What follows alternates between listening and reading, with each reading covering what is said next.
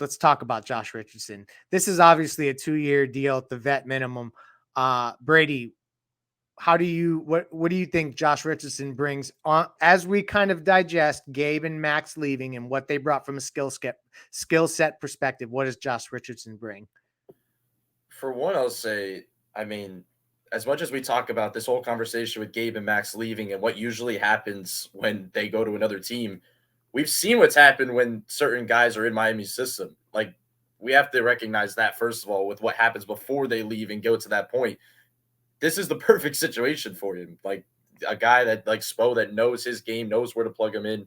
I was just looking at some of his base numbers just now. Just he's shot pretty well from three over the last few years, and is kind of certain, he hasn't had a major role, but he shot well from three. He's done certain things. I'm curious to see how they use him. Like, it's very raw reaction, I guess, to this type of news because we have to see what else. But look, we've been talking about they need a point guard. Hopefully, they don't put him at point guard. Like, that would not be ideal for what we usually know.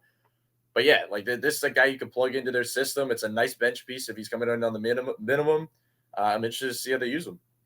Yeah, and also, I mean, all indications are it has to be the vet minimum. And so this is like backfilling. I like the idea that they got a commitment from a guy like Josh Richardson that knows the system and can plug and play. He did step out of bounds a little bit. Sean, how do you feel about Josh Richardson coming back? We don't know the role yet.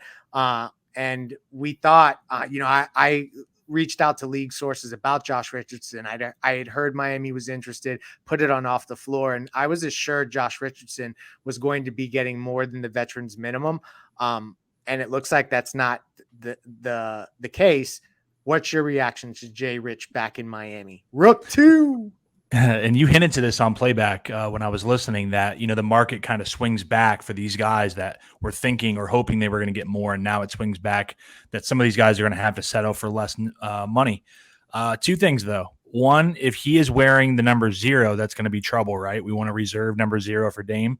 And two, hopefully he understands the dimensions of the court a little bit better than he did in his first trip here because him stepping out of bounds sometimes, that was frustrating. But in all seriousness, I think it's a good fit. I think he's a multi-positional player, knows the system.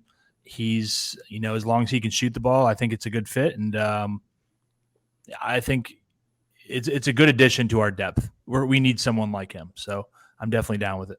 Yeah. For vet minimum, there's really no downside. And so I think everyone should really concentrate on that. My reaction to Jay Rich is it's cool. He's a cool guy. He's going to help them. I didn't think he was going to be available at the minimum. But we talked about him on that show the other day of guys who, may or may not be there. It happened pretty quickly for him. But, he's been in rotations for the past few years. Like you guys talked about, he can defend.